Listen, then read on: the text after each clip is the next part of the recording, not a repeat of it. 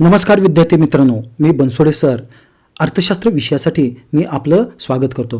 मित्रांनो, आज आपण या व्हिडिओमध्ये स्थूल अर्थशास्त्राची एकूण 10 वैशिष्ट्ये पाहणार आहोत. ही 10 वैशिष्ट्ये बघत असताना जी इतर उपप्रश्न आहेत ते देखील आपण या ठिकाणी स्पष्ट करण्याचा प्रयत्न करणार आहोत. त्यामध्ये आहे दुसऱ्यामध्ये की स्थूल अर्थशास्त्रात संपूर्ण अर्थव्यवस्थेचा किंवा मोठ्या घटकांचा अभ्यास होतो, स्पष्ट करा आहे.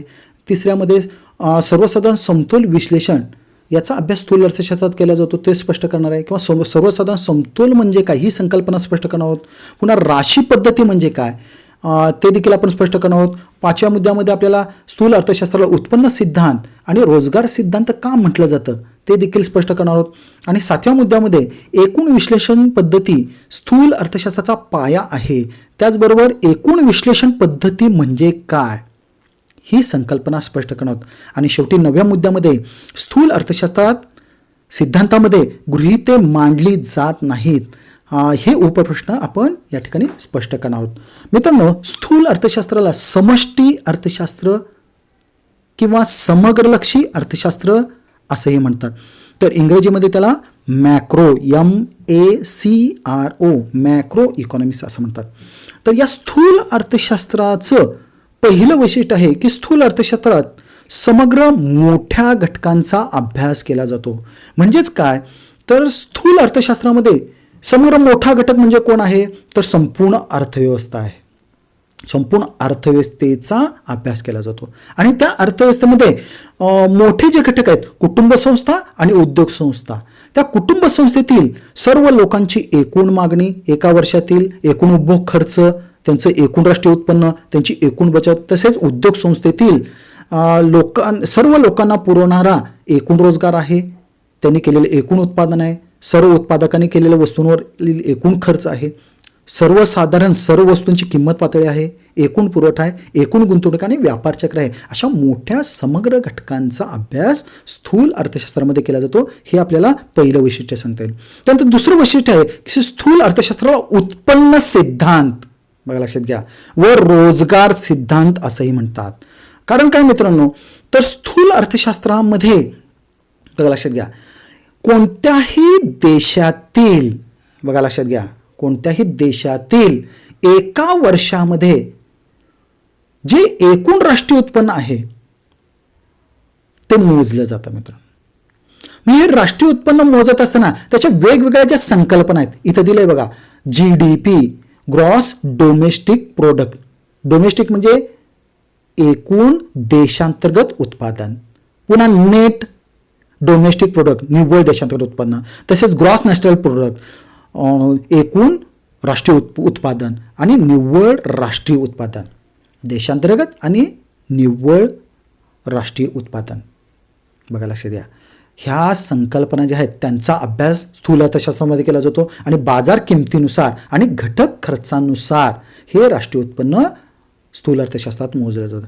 तसंच हे राष्ट्रीय उत्पन्न मोजत असताना त्या उत्पन्नाशी संबंधित असणारे जे घटक आहेत, आता याच्यामध्ये काय समाविष्ट होतो आणि काय समाविष्ट होत नाही, घसारा खर्च आहे, विदेशी उत्पन्न आहे, प्रत्यक्ष व अप्रत्यक्ष कर आहेत, पुन्हा भ्रष्टाचारापासून मिळालेलं उत्पन्न समाविष्ट होतं का नाही, बघा लक्षात घ्या, अशा लॉटरीपासून मिळणारं उत्पन्न समाविष्ट होतं का नाही, अशा बऱ्याच घटकांचा त्याच्यामध्ये अभ्यास केला जातो. तसंच हे राष्ट्रीय उत्पन्न मोजताना वेगवेगळ्या पद्धती मोजण्याच्या वापरल्या जातात. उत्पन्न पद्धती, उत्पादन पद्धती आणि खर्च पद्धती आहे, त्यांचा अभ्यास केला जातो. तसेच या राष्ट्रीय उत्पन्नामध्ये अनेक कारणांनी चढ उतार होत असतो, त्या चढ उताराचा अभ्यास. तसंच हे राष्ट्रीय उत्पन्न मोजत असताना येणाऱ्या ज्या अनेक अडचणी आहेत मित्रांनो, त्या सगळ्या अडचणींचा अभ्यास स्थूल अर्थशास्त्रामध्ये केला जातो. त्यामुळे स्थूल अर्थशास्त्राला उत्पन्न सिद्धांत असंही म्हणतात. तसंच पुन्हा स्थूल अर्थशास्त्राला आपण सांगितलं की रोजगार सिद्धांत असंही म्हणतात. कारण काय मित्रांनो, की स्थूल अर्थशास्त्रामध्ये देशातील, संपूर्ण देशातील उद्योग संस्थेमध्ये, बघा लक्षात घ्या, कुटुंब संस्थेतील जे उत्पादनाचे 4 घटक आहेत, भूमी, श्रम, भांडवल आणि सहयोग, या 4 उत्पादक घटकांना एका वर्षामध्ये किती रोजगार दिला जातो त्याच्यातील बदल आहे.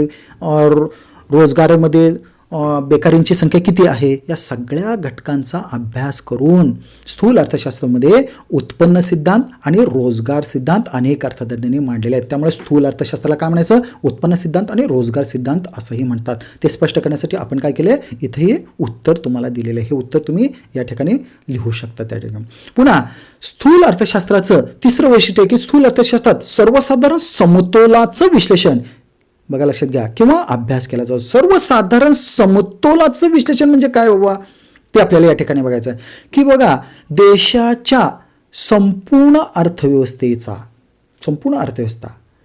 आणि अर्थव्यवस्थेतील मोठ्या घटकांमधील समतोल म्हणजेच सर्वसाधारण समतोल होय. आता या ठिकाणी बघा की संपूर्ण अर्थव्यवस्था जी आहे ती अर्थव्यवस्था आणि त्या अर्थव्यवस्थेमध्ये असणारे हे कुटुंब संस्था आणि उद्योग संस्था याच्यामध्ये असणारे जे एकूण मागणी आहे, जे सर्व समाजातील लोकांची एका वर्षातील असलेली एकूण मागणी आणि उद्योग संस्थेमध्ये सर्व उत्पादकांचा असलेला एकूण जो पुरवठा आहे, त्या एकूण मागणी आणि एकूण पुरवठा यांच्या समतोलातून संपूर्ण अर्थव्यवस्थेचं आणि अर्थव्यवस्थेचे हे सगळे जे मोठे घटक आहेत, एकूण उपभोग खर्च आहे, एकूण राष्ट्रीय उत्पन्न आहे, एकूण बचत आहे, एकूण रोजगार आहे, एकूण उत्पादन आहे, एकूण उत्पादन खर्च आहे, सर्वसाधारण किंमत पातळी आहे, बघा लक्षात घ्या, एकूण गुंतवणूक आहे, व्यापार चक्र आहे, यांचा समतोल कसा साधला जातो याचा अभ्यास करणे म्हणजेच सर्वसाधारण समतोल असं म्हटलं जातं.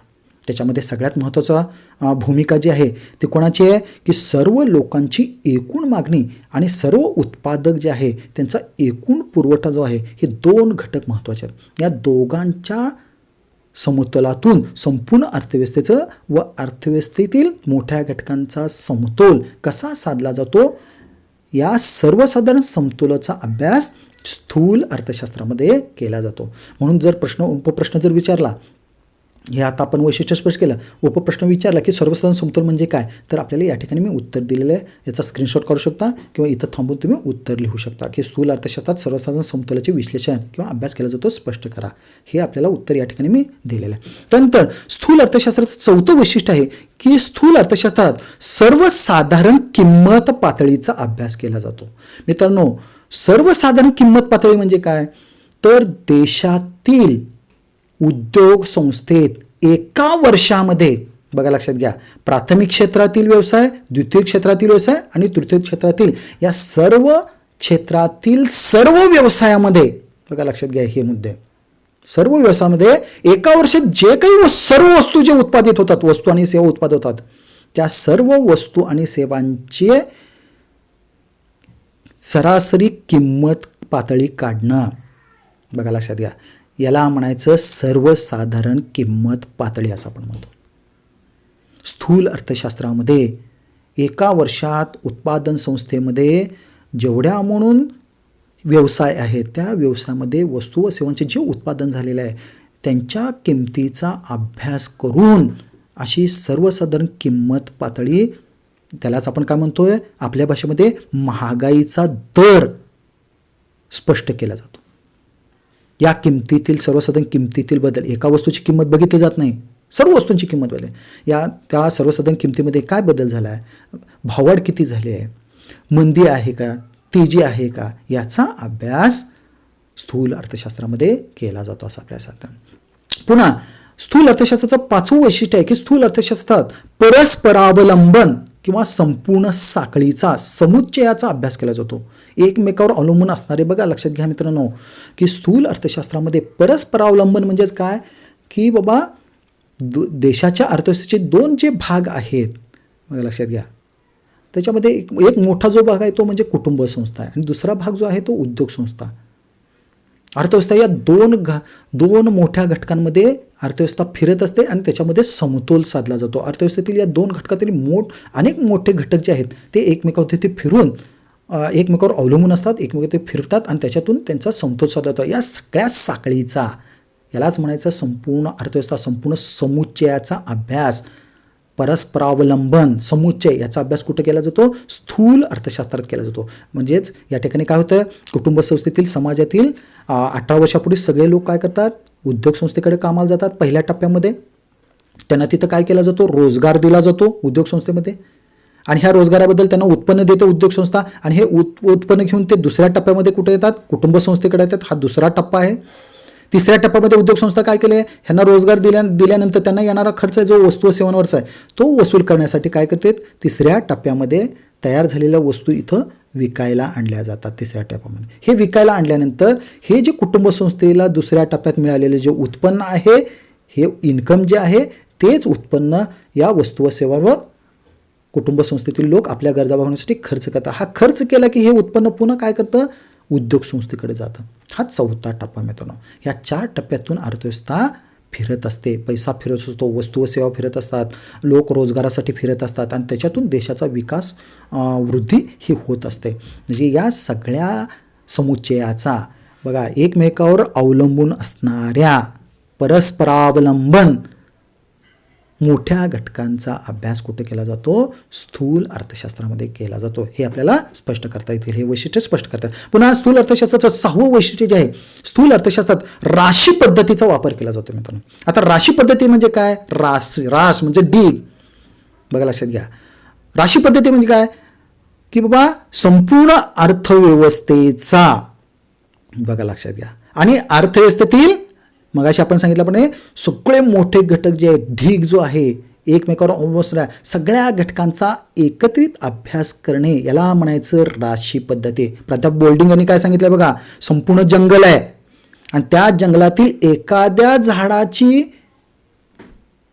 वैशिष्ट्ये, एखाद्या वनस्पतीची वैशिष्ट्ये आपण अभ्यासायची नाहीत, तर संपूर्ण जंगल आणि संपूर्ण जंगलातील सर्व प्रकाराच्या वनस्पतींचा समुच्चय जो आहे त्याची वैशिष्ट्ये अभ्यासणं, या प्रकारानं संपूर्ण अर्थव्यवस्था, संपूर्ण जंगल म्हणजेच काय, संपूर्ण अर्थव्यवस्था, आणि सर्व वनस्पती म्हणजे काय, त्या अर्थव्यवस्थेतील असणारे सगळे मोठे जे घटक आहेत, कुटुंब संस्था आणि उद्योग संस्थेतील एकूण मागणी, एकूण पुरवठा आता आपण बघितलेले, त्या सगळ्यांचा एकत्रित अभ्यास स्थूल अर्थशास्त्रामध्ये केला जातो.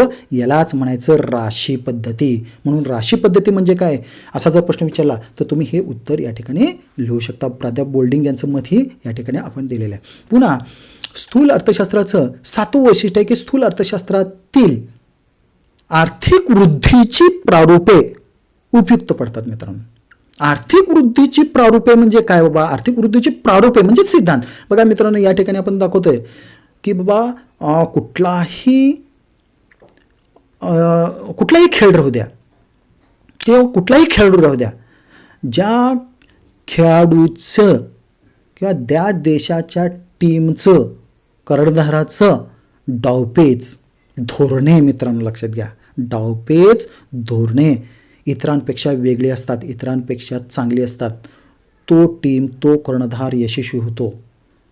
फुटबॉलमध्ये राहू द्या ना, क्रिकेट राहू द्या, टेनिस राहू द्या, कुठलाही खेळ, काय महत्त्वाचे आहेत, त्या कोचचं आणि कर्णधाराचे धोरणं आणि डावपेच फार महत्त्वाचे आहेत.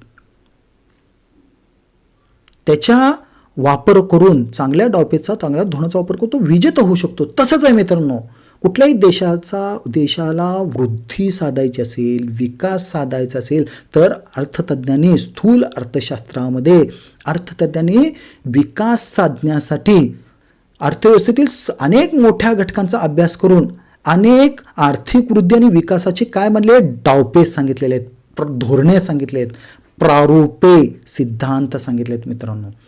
त्या सिद्धांताचा वापर करून ती जी धोरणं आहेत ती अनेक देशांना उपयोगी पडली आहेत. त्या सिद्धांताचा, प्रारूपांचा वापर करून अनेक देशांनी विकासातला आहे.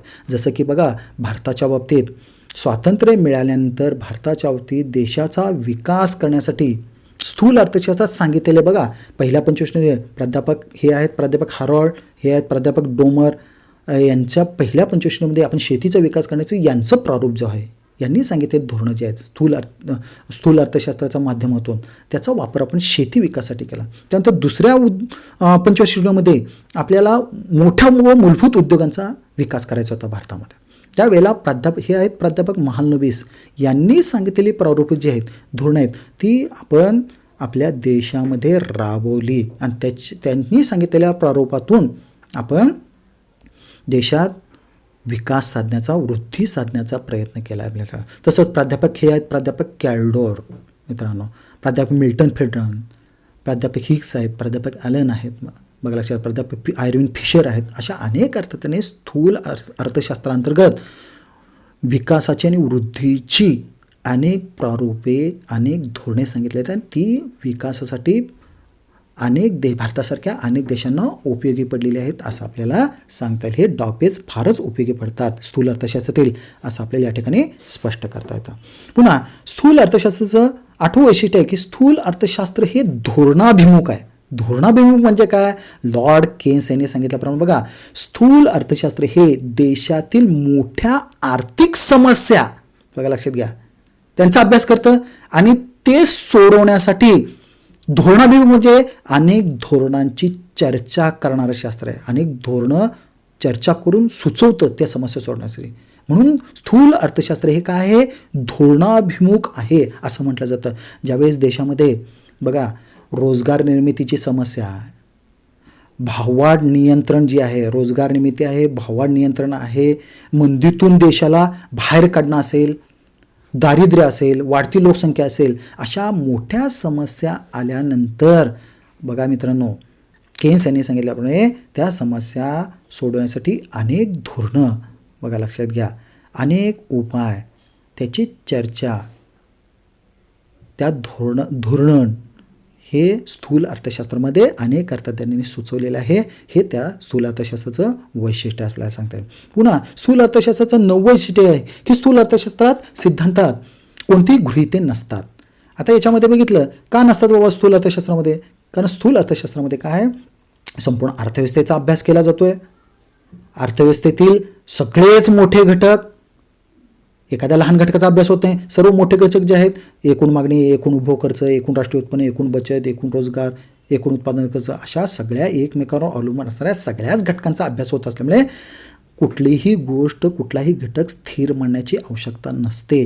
त्यामुळे स्थूल अर्थशास्त्रामध्ये उत्पन्न, उत्पादन, रोजगारविषयक अनेक सिद्धांत अर्थतज्ञांनी, केन्सनी, माल्थसनी किंवा प्राध्यापक वालरा यांनी मांडलेले आहेत. त्याच्यामध्ये कोणतीही गृहीते आपल्याला दिसून येत नाहीत. पुन्हा स्थूल अर्थशास्त्राचं 10वं वैशिष्ट्य आहे की स्थूल अर्थशास्त्राचा एकूण विश्लेषण हा पाया आहे. एकूण विश्लेषण काय म्हणजे काय मित्रांनो? की बाबा संपूर्ण अर्थव्यवस्थेचा अभ्यास करणे आणि अर्थव्यवस्थेतील सगळ्या एकूणाचा अभ्यास करणे. एकूण म्हणजेच आता आपण सांगितलं, वारंवार सांगतोय की बाबा एकूण मागणी, सर्व लोकांची एकूण मागणी, एकूण उपभोग खर्च, एकूण देशाचं राष्ट्रीय उत्पन्न, एका वर्षातील एकूण बचत, उद्योग संस्थेने पुरवलेले एकूण रोजगार, सगळ्या ठिकाणी बघा एकूण उत्पादन खर्च आहे. या सगळ्या एकूणाचा अभ्यास स्थूल अर्थशास्त्रामध्ये स्थूल अर्थशास्त्र अर्थज्ञाने केलेला आहे हे आपल्याला दिसून येतं. त्यामुळे स्थूल अर्थशास्त्र हे एकूणाचं विश्लेषणाचा अभ्यास करणारं शास्त्र आहे असं म्हणता येईल. पुन्हा 11वं वैशिष्ट्य आपल्याला सांगता येईल की बाबा स्थूल अर्थशास्त्राची सुरुवात कधी झाली आहे बघा मित्रांनो? 1929 ते 1933 या जागतिक महामंदी ज्यावेळेस आली आणि अनेक देशाच्या अर्थव्यवस्था अडचणीत येत आल्या, त्यावेळेला काय करावं हा प्रश्न निर्माण झाल्यानंतर लॉर्ड केन्सनं जे अर्थशास्त्र मांडलं 1936मध्ये, त्याने पैसा, व्याज व रोजगारविषयक सामान्य सिद्धांत हा ग्रंथ नेऊन अनेक उपाय सुचवले, अनेक मोठ्या घटकांचा अभ्यास केला आणि मंदीतून बाहेर काढण्यासाठी त्यांनी अनेक समस्यांचा अभ्यास करून अनेक धोरणं सुचवली. पुढं जाऊन त्यांनी जे मांडलेलं जे अर्थशास्त्र आहे त्यालाच स्थूल अर्थशास्त्र हे नाव देण्यात आलं. म्हणजे स्थूल अर्थशास्त्र या विभागाची सुरुवात करण्याचा मान जो आहे तो लॉर्ड केन्स, बघा ही तर त्यांचा फोटो आहे या ठिकाणी, लॉर्ड केन्स यांना जातो. त्यानंतर डॉक्टर माल्थस या ठिकाणी बघा हे जे फोटो आहे तो डॉक्टर माल्थस नाही, त्यांनीही लोकसंख्या वाढीचा सिद्धांत जो आहे तो मांडलेला आहे. आणि पुन्हा प्राध्यापक वालरा या अर्थतज्ञांनी देखील स्थूल अर्थशास्त्रामध्ये भर घातलेली दिसते. मात्र स्थूल अर्थशास्त्राची सुरुवात ही सुरुवात करण्याचा मान हा लॉर्ड केन्स यांना जातो मित्रांनो. बघा एकूण आपण स्थूल अर्थशास्त्राची जवळजवळ 10 ते 11 वैशिष्ट्ये बघितली. त्यानुसार आपण स्थूल अर्थशास्त्राची वैशिष्ट्ये स्पष्ट करा हा प्रश्न स्पष्ट केला. त्यानंतर दुसऱ्यामध्ये स्थूल अर्थशास्त्रामध्ये संपूर्ण अर्थशास्त्रात मोठ्या घटकांचा समुच्चयाचा अभ्यास होतो हे स्पष्ट केलं.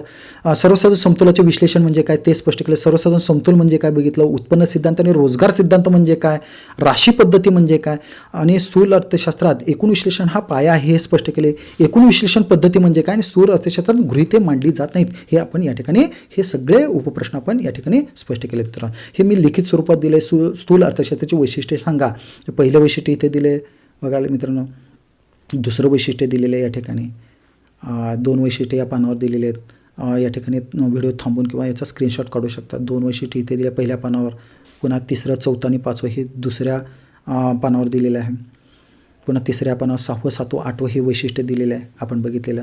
आणि 4थ्या पानावर 9वं 10वं 11वं वैशिष्ट्य दिलेत. अशी एकूण आपण 11 वैशिष्ट्ये स्थूल अर्थशास्त्राची आणि उपप्रश्न स्पष्ट केले. तर चला तर मित्रांनो पुन्हा पुढच्या व्हिडिओमध्ये नवीन विषय घेऊन पुन्हा भेटूया.